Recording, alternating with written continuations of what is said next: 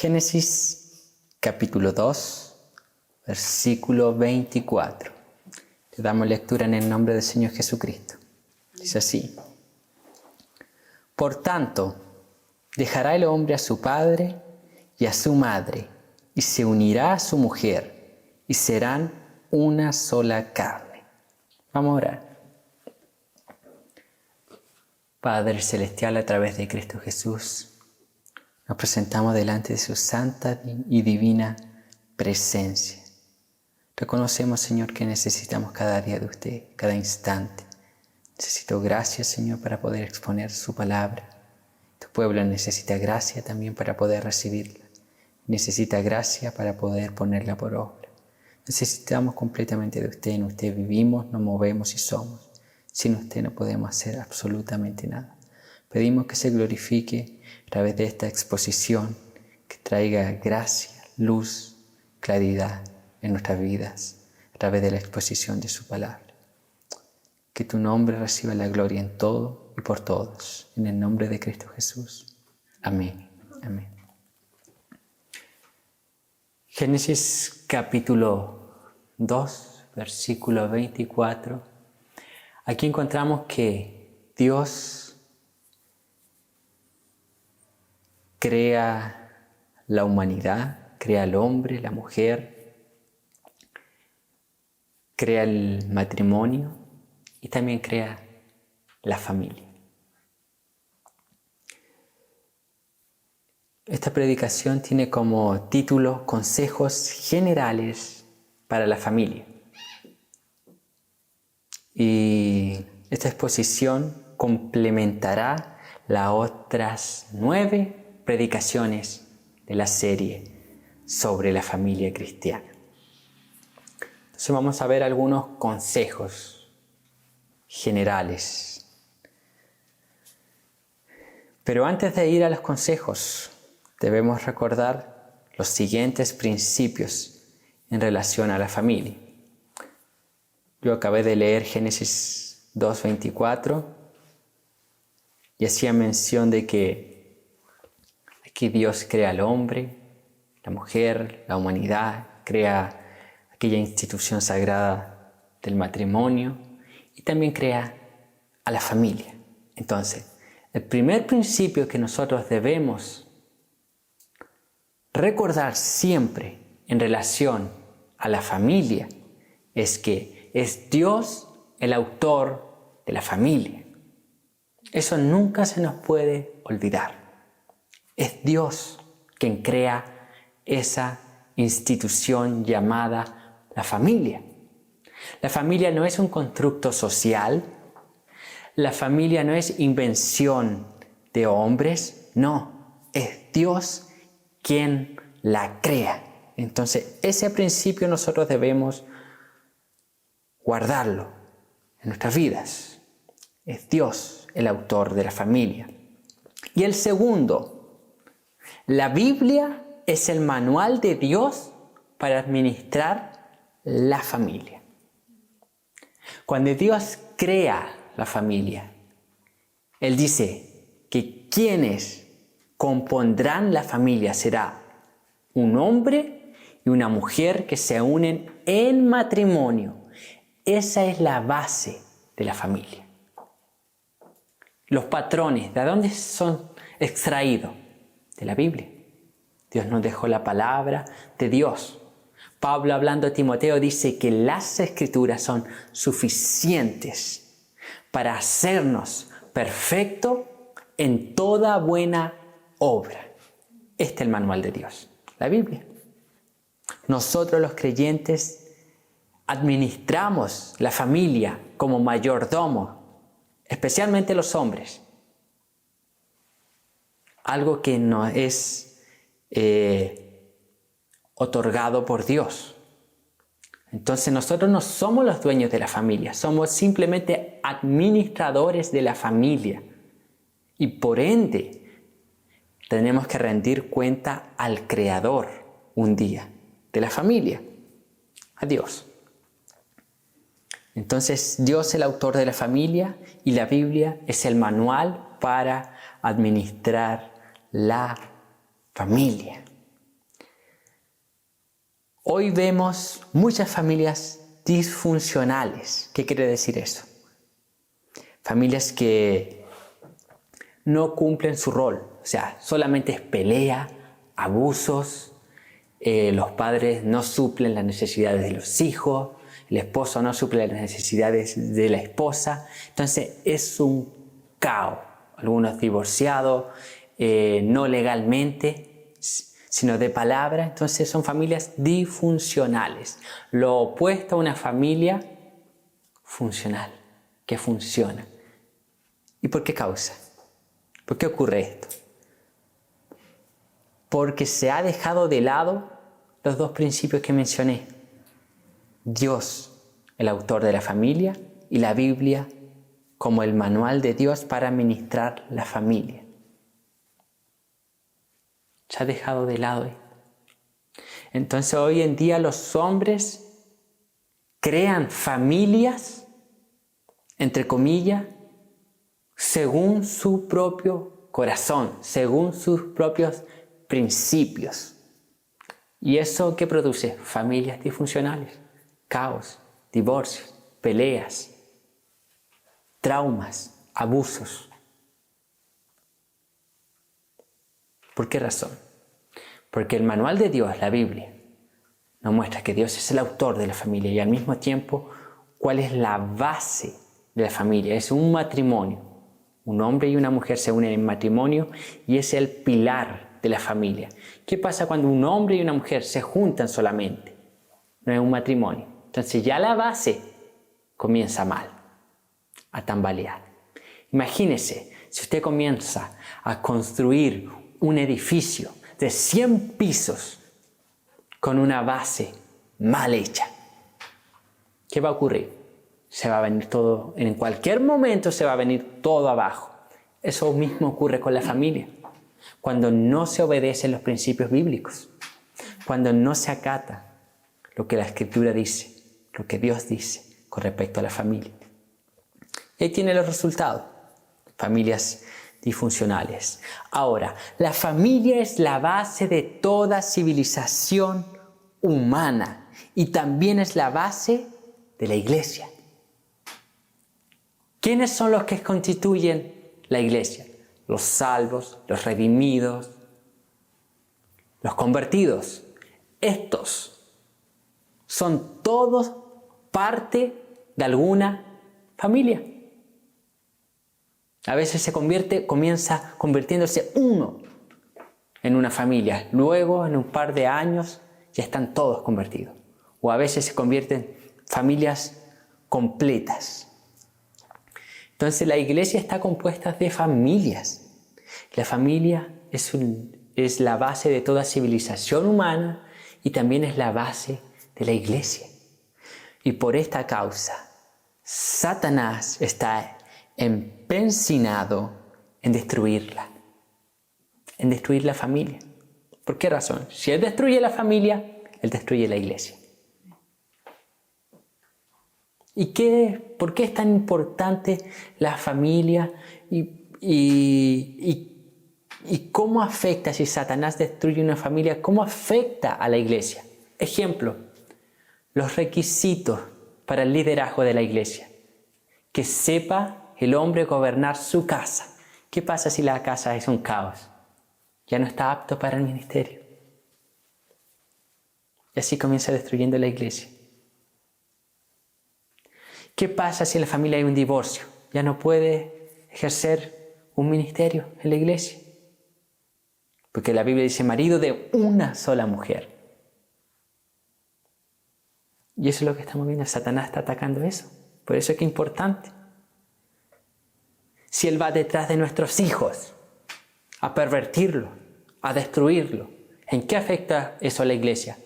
En el futuro no tendremos predicadores, no tendremos un buen liderazgo. Y esta es la idea de construir familias sólidas, familias bíblicas, familias saludables, familias conforme al corazón de Dios. Estar preparados. La Biblia dice que hay una guerra espiritual, nosotros estamos en guerra. Nosotros como familias debemos levantar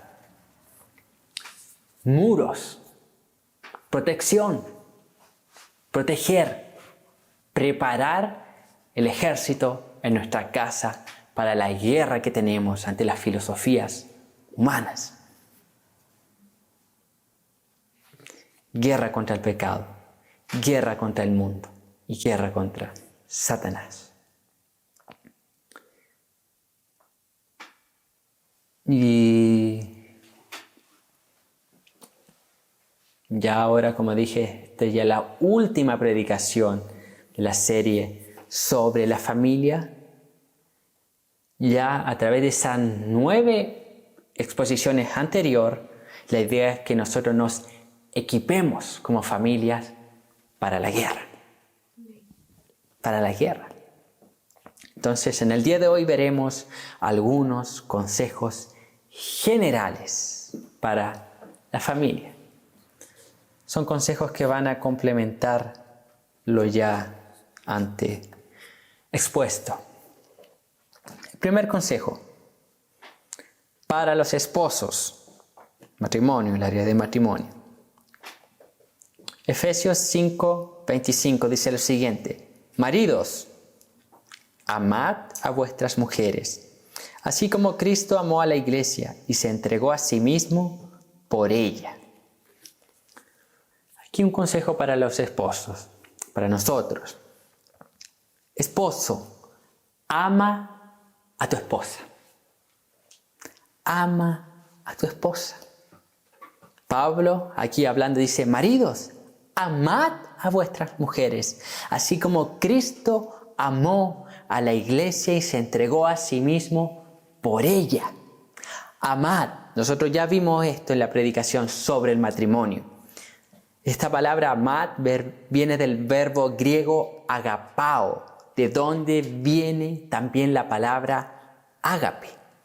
Es decir, un amor incondicional. Este verbo está en tiempo presente y se puede traducir: estén amando. Es un amor incondicional, continuo. El amor de Cristo por su iglesia es incondicional, continuo y exclusivo. Es un amor incondicional. Estén amando en todo tiempo, en tiempo presente. Es el término que Pablo usa. Lo coloca en tiempo presente. Estén continuamente amando a sus esposas.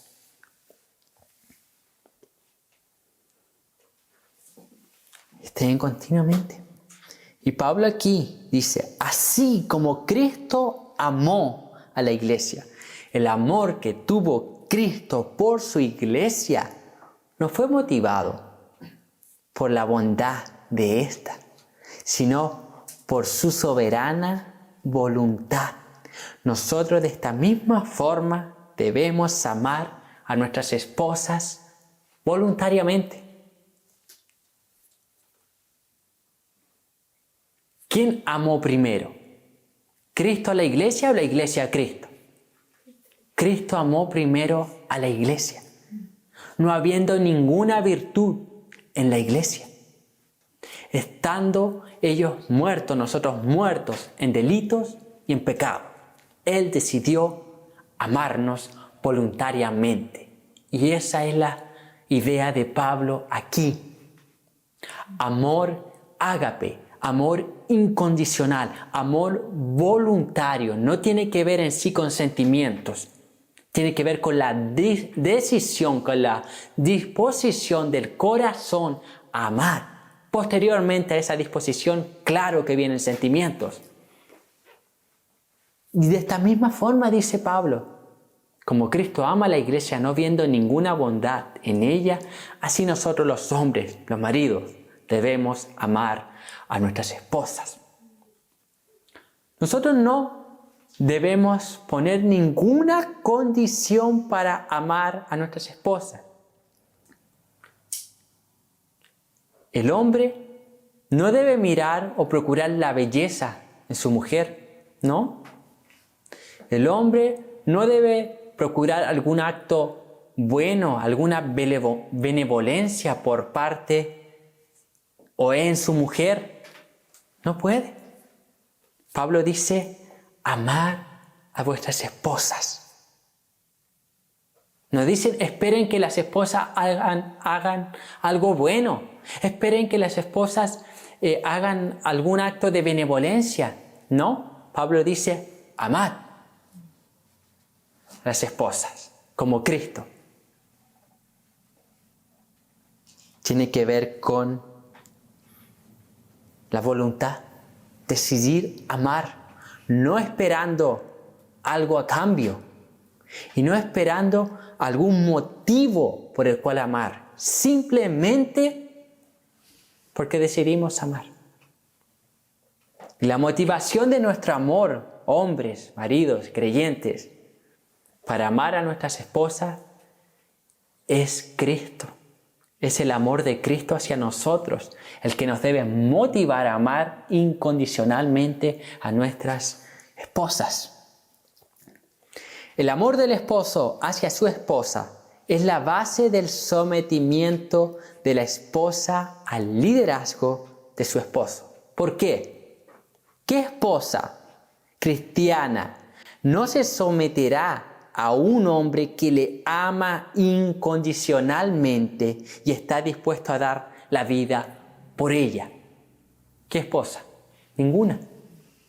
Por eso que Pablo coloca primero el mandato de amar para nosotros, los hombres. Amad.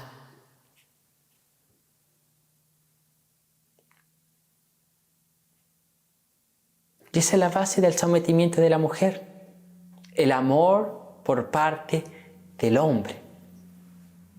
Cuando una esposa cristiana ve que su esposo la ama incondicionalmente, que ella peca, que ella falla, y el esposo igual decide amarla, y ella ve que está dando la vida por ella, enseñando la palabra de Dios, protegiéndola, proveyéndole, cumpliendo su rol como hombre. ¿Qué esposa no va a querer someterse a ese liderazgo? Ninguna esposa cristiana. Cualquier esposa cristiana va a ver a Cristo reflejado en su esposo y sabe que es Cristo quien está motivando a su esposo a cumplir su rol. Y por eso se somete. Es simple. Cristo. Todo apunta hacia Él. Hacia Cristo.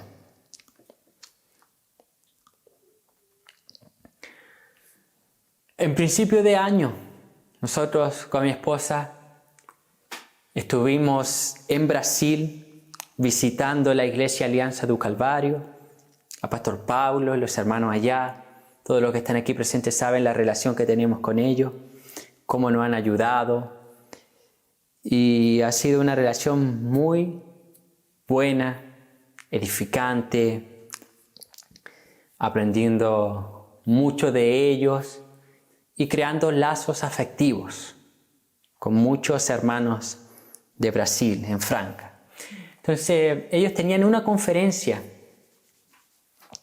llamada Old School, vieja escuela, donde iban a exponer diversos predicadores de Brasil y un hermano de Estados Unidos. El hermano de Estados Unidos todos los conocen, Paul David Watch. Y Dios nos permitió conocerlo. Ahí estando allá en la iglesia nosotros un día, hablando, compartiendo con los hermanos. El primer día que llegamos, segundo día visitando la iglesia. Y ahí el pastor Pablo me presentó al hermano Paul Watcher, cruzamos unas palabras. Y después nosotros nos quedamos ahí con los hermanos, ellos siguieron en sus quehaceres. Y después más tarde, cuando estábamos ahí en la iglesia, estábamos tomando un vaso de agua con mi esposa, venía de vuelta el pastor Pablo, Paul Watcher, y el hermano Paul se detiene para saludar a mi esposa. Y ahí empezamos a dialogar un poco y él preguntó cuánto tiempo llevábamos casados. Ahí nosotros hablamos, llevábamos como 2 meses, estábamos recién casados. Ahí el hermano Paul dijo lo siguiente, para mí un consejo, aconsejó lo siguiente, dijo, riendo, bromeando, pero me dijo así: pórtate bien.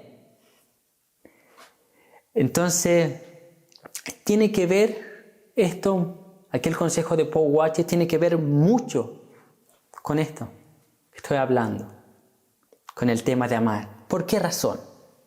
Porque a pesar de que el hermano Paul me dio aquel consejo, riendo, de una forma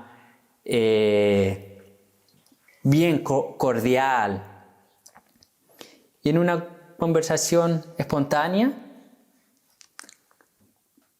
él tiene claro cuál es su rol como esposo. Hemos visto las predicaciones de él cuando habla del matrimonio. Y él sabe cómo un hombre debe tratar a su esposa. Entonces aquel consejo yo lo guardé en mi corazón. No importa que fuera en un contexto ahí de pasada y el hermano Paul riendo y todo, pero yo lo guardé. ¿Por qué razón? Porque yo estoy casado con una hija de Dios. Y si yo no amo a mi esposa así como Cristo la amó a su iglesia, yo estoy en un serio problema con su Padre. Y no con su Padre terrenal solamente, sino con su Padre celestial, con Dios. Y eso nosotros debemos tener en cuenta. Que cuando nosotros no amamos a nuestra esposa o hacemos algo que daña a nuestra esposa, nuestro problema no es solamente con su esposa, nuestro problema no es solamente con sus padres, nuestro problema es con Dios. Dios va a estar disciplinándonos si nosotros no actuamos correctamente. Entonces, debemos amar a nuestras esposas como Cristo ama a su iglesia. Nunca debemos olvidar nuestro deber de amar a nuestras esposas. Los hombres, escuche, deberíamos hacernos un cuadro de Efesios 5:25 y colgarlo en algún lugar de nuestra casa. ¿Para qué? Nunca olvidar nuestro deber de amar. ¿No es así que hacían los judíos? ¿No fue así el mandato de Dios? Guarden las palabras de esta ley. Colóquenlas en sus casas, en las ventanas, en las puertas. Grábenla. Eso deberíamos ser nosotros los hombres. Mandar a enmarcar Efesios 5:25 y marcar con negrita: maridos, amad a vuestras esposas, para que no se nos olvide. Entonces ese es el primer consejo para los esposos: amar a vuestras esposas. El segundo consejo está relacionado con una pregunta que es bueno abordarla en una serie con respecto a la familia cristiana. ¿Qué debo hacer si mi cónyuge es inconverso? Pablo ya abordó en las Escrituras a esta pregunta. En 1 Corintios capítulo 7, versículos 13 al 15 dice lo siguiente: y si una mujer tiene marido que no sea creyente y él consiste en vivir con ella, no lo abandone, porque el marido incrédulo es santificado en la mujer y la mujer incrédula en el marido, pues de otra manera vuestros hijos serían inmundos, mientras que ahora son santos. Pero si el incrédulo se separa, sepárese, pues no está el hermano o la hermana sujeto a servidumbre en semejante caso, sino que a paz nos llamó Dios. Aquí el apóstol Pablo responde a esta pregunta: ¿qué debo hacer si mi cónyuge es inconverso? Lo primero que debemos saber: el convertido o la convertida no debe separarse, dice Pablo. no debe separarse. Ahora yo estoy hablando de las siguientes personas inconversas en el mundo. Y una de estas personas que son casadas, matrimonio, se convierte, sea el esposo o la esposa. ¿Qué debe hacer? Lo que no debe hacer es separarse. No debe procurar el separarse. Segundo, mantenga una relación de armonía. Mientras dependa de nosotros, dice el apóstol Pablo, debemos procurar la paz. La paz. ¿Cuánto más? Él habla de la paz cívica. ¿Cuánto más la paz en la familia? Entonces, si usted está casado con una persona inconversa, debe mantener la armonía, la paz en su hogar. Tercero, la mujer convertida debe someterse a su esposo en todo, excepto cuando el esposo esté instándole a quebrantar la ley de Dios. Entonces, la mujer que es convertida, que está casada con un incrédulo, debe someterse a su esposo en todo. Debe afirmar el liderazgo de él. En todo, excepto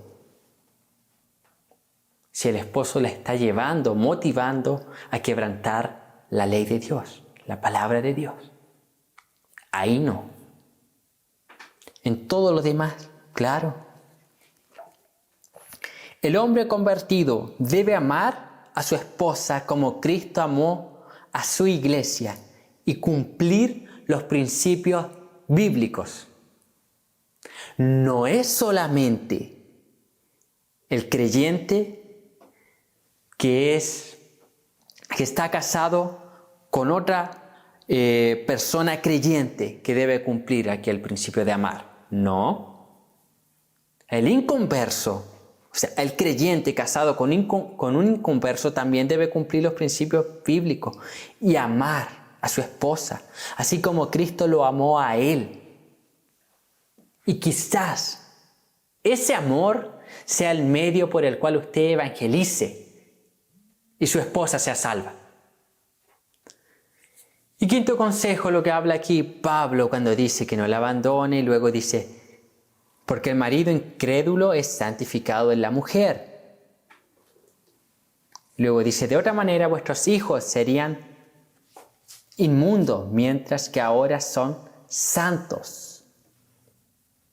La familia será bendecida por Dios por causa del cónyuge convertido, y quizás Dios salve a su familia. Cuando Pablo usa el término santificado, son santos de los hijos y del esposo incrédulo, Pablo no está diciendo que por estar casado con un creyente van a ser salvos. No está diciendo eso. Pablo está diciendo que por estar casado con un creyente van a ser bendecidos. Es la gracia común de Dios que actúa de una forma especial a través de un cristiano, que puede llevarlo a la salvación, que puede salvar a toda la familia si aplica los principios bíblicos, porque todo esto está relacionado con el Evangelio. Está dando buen testimonio. Imagínese, usted era casado con una persona inconversa, se convierte y luego ve que las cosas estaban mal en la casa, todo va mal. En primera instancia, ¿qué es lo más fácil de hacer? Separarse. Pero ese no es el plan de Dios. Quizás, a través de su testimonio, en unos meses más, la familia está en un caos, pero en unos meses más, todo comienza a andar de forma diferente. ¿Por qué? Porque Dios comienza a operar, Dios bendice a través de un creyente la familia. Y a través de eso gente comience a ver sus hijos, su esposo, a ver su testimonio. Su testimonio es diferente. Algo pasó. ¿Qué es lo que pasó? Va abre la boca, predica el Evangelio, se convierte todo. El plan de Dios era otro. Entonces, por eso que debemos aplicar los principios bíblicos, dar un buen testimonio. Entonces, ¿qué debe hacer la persona que está casada con un inconverso? No debe procurar separarse. Debe mantener una relación de armonía. Si es la mujer la convertida, debe someterse al esposo en todo, excepto cuando la lleve a quebrantar la ley de Dios. El hombre debe amar a su esposa como Cristo ama a la iglesia, estar dispuesto a dar la vida por ella y cumplir los principios bíblicos. Y a través del creyente la familia va a ser bendecida. Tercer consejo. Aquí vamos a hablar un poco sobre las recomendaciones en la enseñanza académica de los hijos. Proverbios 22:6 dice lo siguiente: instruye al niño en su camino, y aun cuando fuere viejo, no se apartará de él. Los padres son los principales responsables de la instrucción a sus hijos. Ahora, en el área académica, las familias cristianas están siendo bombardeadas en los colegios seculares con enseñanzas evolucionistas, ateas, feministas, ideología de género y otras filosofías anticristianas. Entonces la pregunta: ¿qué podemos hacer bajo este contexto? Porque el principal responsable de la instrucción, de la enseñanza, de la formación a los hijos o de los hijos son los padres. Entonces, ¿qué deben hacer estos? ¿Qué deben hacer los padres cristianos? En el área académica específicamente. Existen dos opciones. Primero, la primera opción: buscar un colegio cristiano. La primera opción es que enviemos a nuestros hijos a un colegio cristiano. Pero pare un poco, definamos bien un colegio cristiano. Como veíamos los hermanos que nos enseñaban en la conferencia en febrero, si no más me equivoco, de Homeschool, ellos decían lo siguiente: una cosa es un colegio cristiano, otra cosa es un colegio con principios cristianos. No son lo mismo. Un colegio con principios cristianos tiene ciertos principios. No quiere decir que toda la enseñanza, que su currículum esté conforme a la palabra de Dios. No, son principios, algunas cosas. Pero eso no quiere decir que sea un colegio cristiano, entonces tiene que tener cuidado. Cuando usted vaya a preguntar por un colegio que aparenta ser cristiano, que tiene un nombre aparentemente cristiano, pregunte: ¿cuáles son las bases? ¿Este es un colegio cristiano o con principios cristianos? Si es un colegio cristiano, muéstrame el currículum, quiero verlo. Quiero ver qué enseñan a mis hijos, qué van a estar enseñando. Si yo estoy de acuerdo como padre responsable de la instrucción de mis hijos, meto a mis hijos en aquel colegio. Entonces la primera opción es un colegio cristiano. La segunda opción: ¿qué sucede si en mi ciudad no existe un colegio cristiano y ni en la ciudad más cercana tampoco hay un colegio cristiano? ¿Qué puedo hacer? El mejor consejo que puede hacer es orar. Ore. Quizás Dios quiera levantar un colegio cristiano a través de usted. Puede existir aquella posibilidad. Pero como segunda opción, si no hay un colegio cristiano, tenemos Homeschool. ¿Qué quiere decir esto? Realizar clases en casa. Enseñanza en casa dirigida por los padres. Homeschool. Ahora aclarar algunas cosas. Hacer homeschool no quiere decir que nuestros hijos deben vivir en una burbuja. No estamos diciendo eso. Estamos preparándolo para enfrentar el mundo. Estamos preparándolo con bases bíblicas, con bases sólidas. Es una preparación. Ahora, lo segundo, tampoco quiere decir que porque nuestros hijos hagan homeschool van a ser salvos. Cuidado, tenemos que estar predicando continuamente el Evangelio, para que estos sean salvos. Entonces, aclarando eso, no debemos pensar que nuestros hijos van a vivir en una burbuja. No, homeschool no plantea eso, ¿no? Es preparar, cuidar, proteger, los padres cumplir su rol. Y tampoco homeschool hace salvo, es Cristo quien hace salvo, no homeschool. Quizás alguno al oír homeschool, que el homeschool es bien amplio, si no más me equivoco, hay 3 tipos de homeschool y se pueden mezclar unos con otros. Entonces es bien dinámico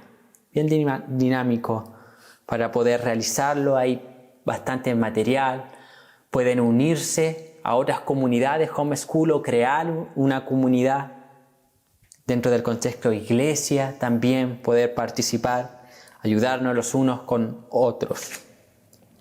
Entonces, y cuando uno habla de homeschool, muchos piensan, trabajo, demasiado trabajo, agotador. ¿Va a ser agotador? Sí. ¿Va a haber demasiado trabajo? Sí. Pero mire, vea lo siguiente.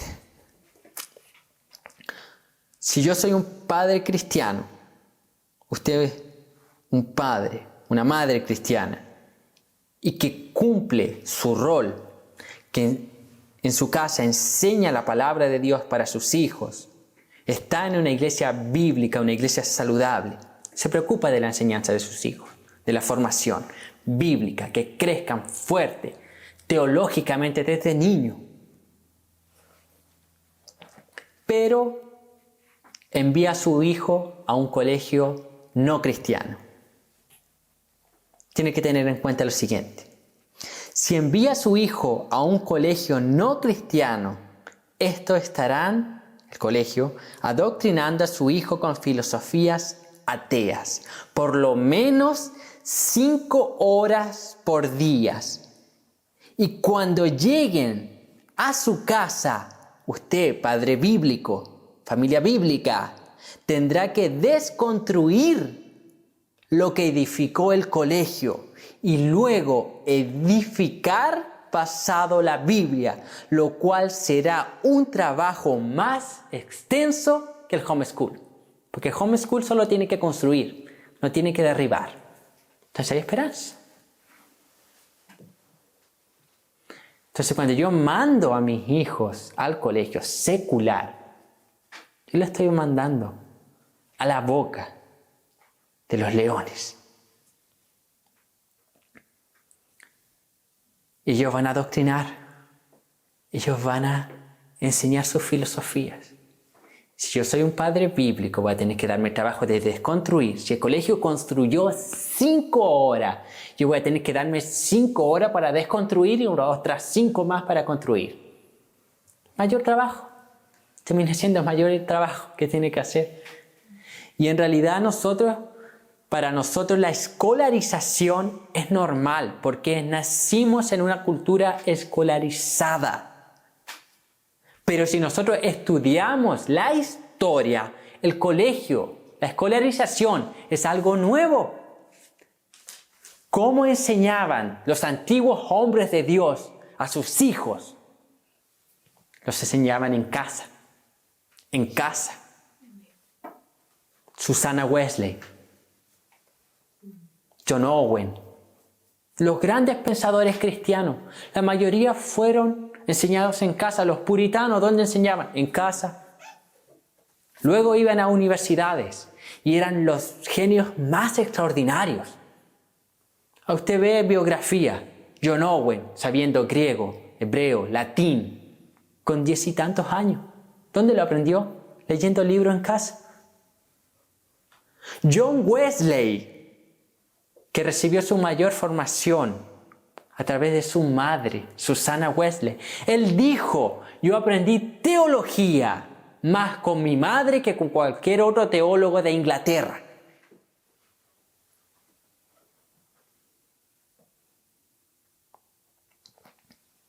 Entonces el colegio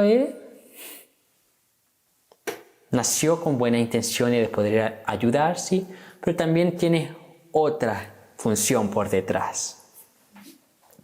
Yo hago aquí esta reflexión. ¿Usted dejaría a su hijo pequeño, a su hija pequeña, con un pedófilo cuidándola, esperando que éste no abuse de ella? Claro que no. Entonces, ¿por qué lo envía al colegio esperando que ellos no lo adoctrinen? Porque esa es la función del colegio, van a adoctrinarlo. Ellos van a pervertir a su hijo. Hoy en día con la ideología de género, con cuántas leyes inmorales, van a despertar el deseo sexual de su hijo antes de tiempo, con 4, 5, 6 años. Los niños con 4 años ya están siendo confundidos en los colegios. Están recibiendo enseñanzas que nacen neutros. Ellos no saben si son hombres o mujeres. Ya están siendo confundidos con 4 años. ¿Y usted quiere enviarlo allá? Yo sé que es difícil, pero la vida cristiana es una vida de sacrificio. Es una vida que va en contra de la cultura. Es una vida contracultural. No estamos remando hacia el mundo, estamos remando en contra del mundo. Somos forasteros y peregrinos en tierras extrañas. Somos ciudadanos del reino de Dios y no de esta patria, no de este mundo. Y tenemos una responsabilidad delante de Dios. Herencia de Jehová son los hijos. Y en el día del juicio los padres, todo padre, sea creyente o no, va a tener que dar cuenta por la formación de sus hijos. ¿Qué tienen para dar? ¿Cómo estuvo su mayordomía en la crianza? Entonces vamos a orar.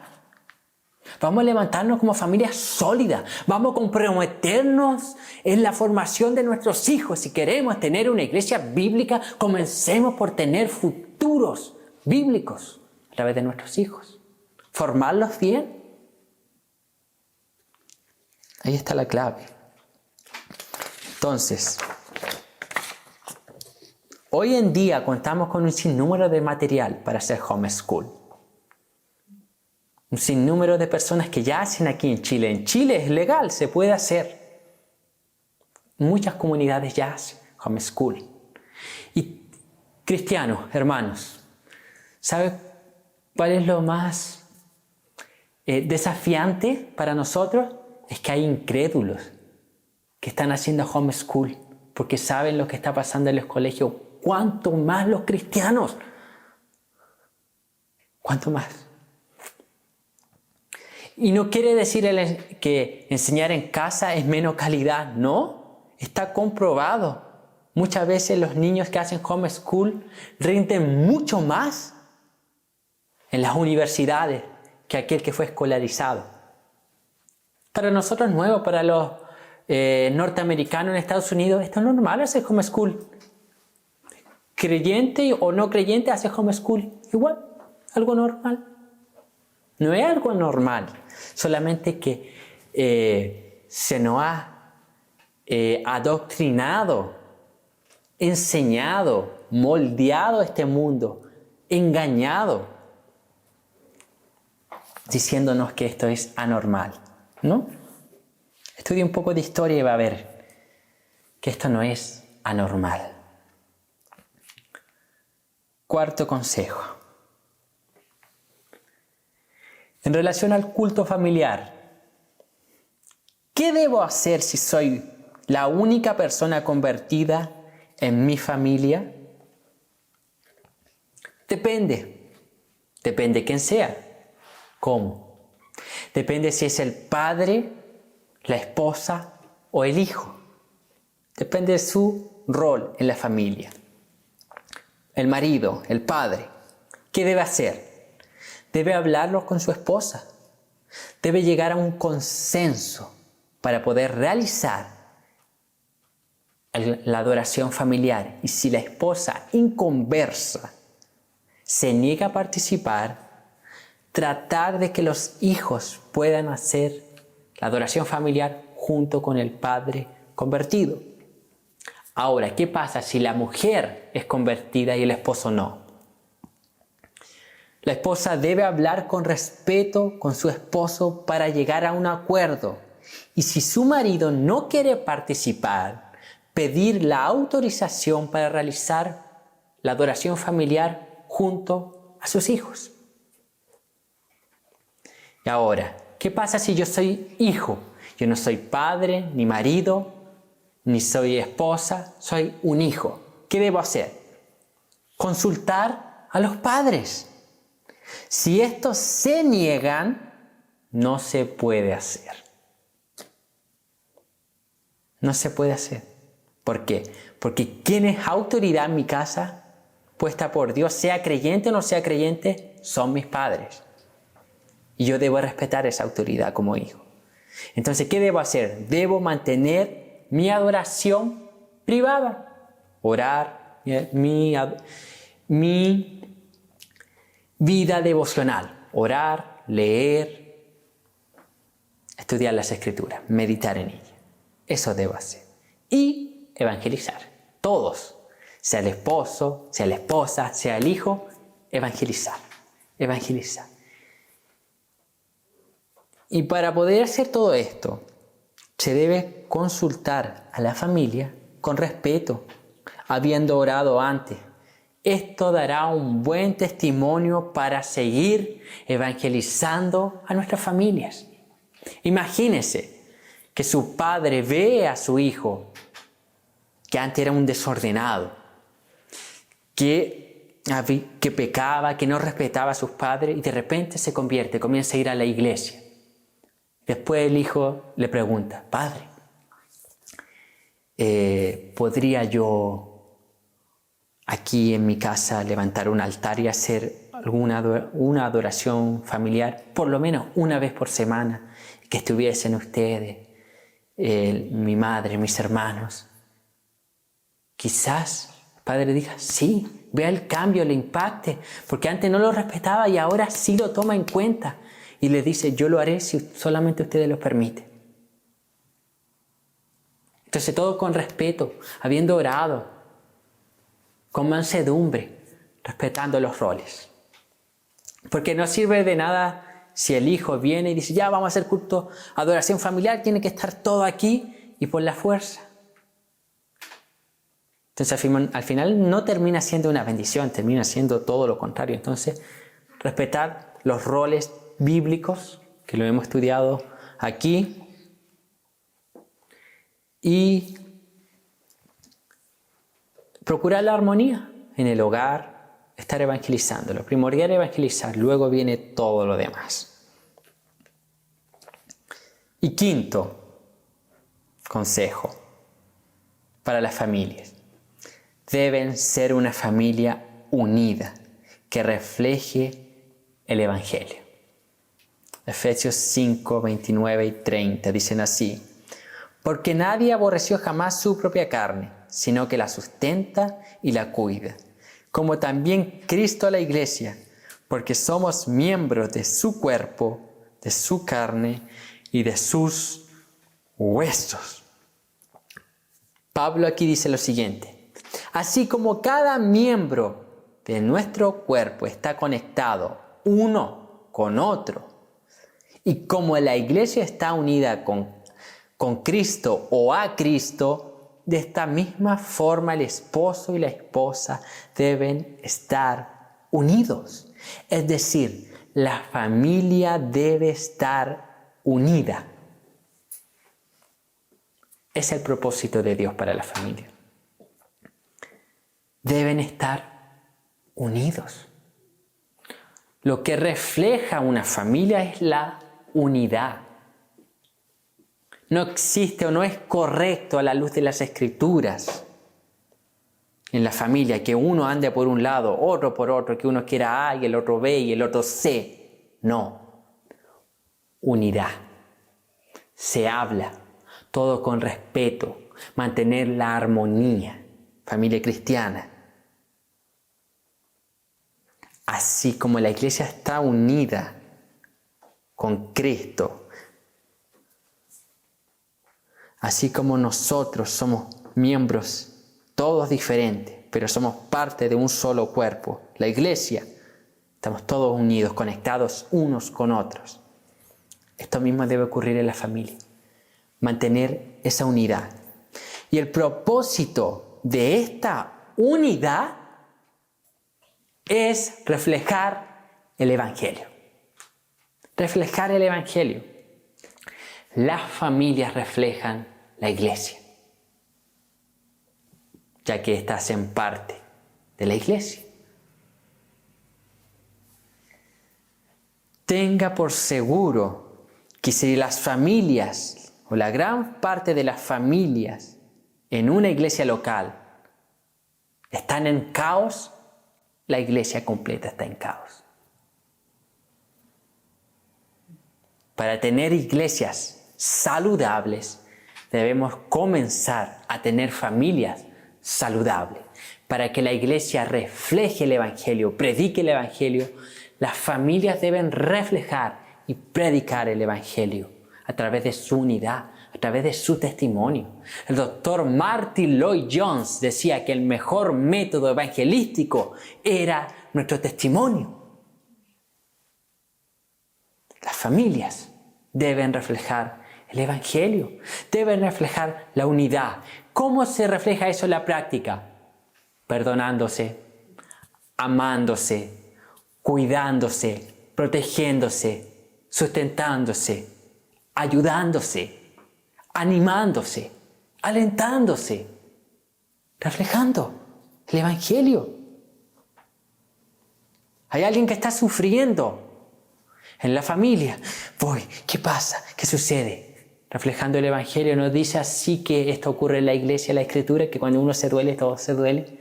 Aquí está reflejando la iglesia en la familia. Es Él. Debe ser el rol de la familia. Reflejar, vivir en unidad y reflejar el Evangelio. Culminando.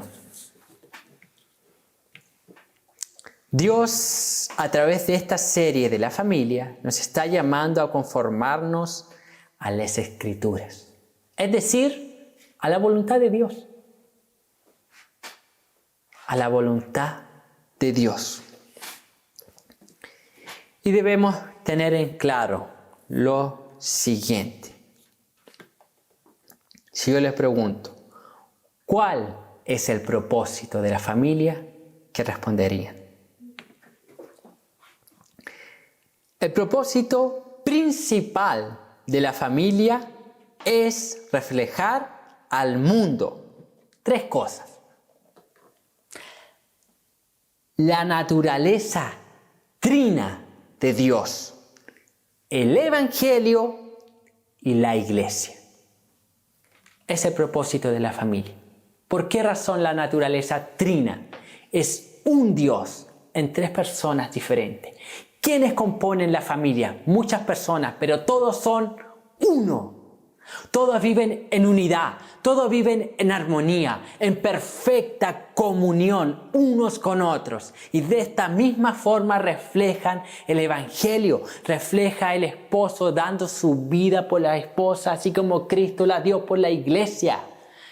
La esposa se somete al liderazgo de su esposo, así como la iglesia se somete a Cristo. Y ambos están reflejando el Evangelio en la forma como enseñan, instruyen a sus hijos, se preocupan, así como Dios Padre se preocupa de nosotros, de guiarnos. Así, los padres también. Los hijos se someten a la enseñanza de los padres, respetan su liderazgo. Así como nosotros somos hijos y respetamos a Dios, estamos reflejando el Evangelio. Y como ya decíamos, también la iglesia, esa unión mística, esa unidad, esa conexión unos con otros, también ocurre en la familia. Son esas tres imágenes. Estamos representando la familia, hermanos. Aquel misterio grande, un Dios en tres personas que es imposible de comprender a través de la mente humana, lo reflejamos en la familia. El Evangelio, el único medio de salvación para el mundo entero a través de Cristo, lo refleja también la familia. Y aquella unión mística de Cristo con la iglesia, esa comunión que Él tiene, esa unidad entre hermanos, ese amor, esa armonía, también lo refleja la familia. Y es el propósito de la familia. ¿Cuál? Vivir para la gloria de Dios. Entonces, en conclusión, vamos a levantar familias bíblicas que reflejen a Cristo, que reflejen a ese Dios trino, que reflejen su evangelio, que reflejen la iglesia y que le glorifiquen en todo. En todo. Al final, la familia apunta hacia Cristo.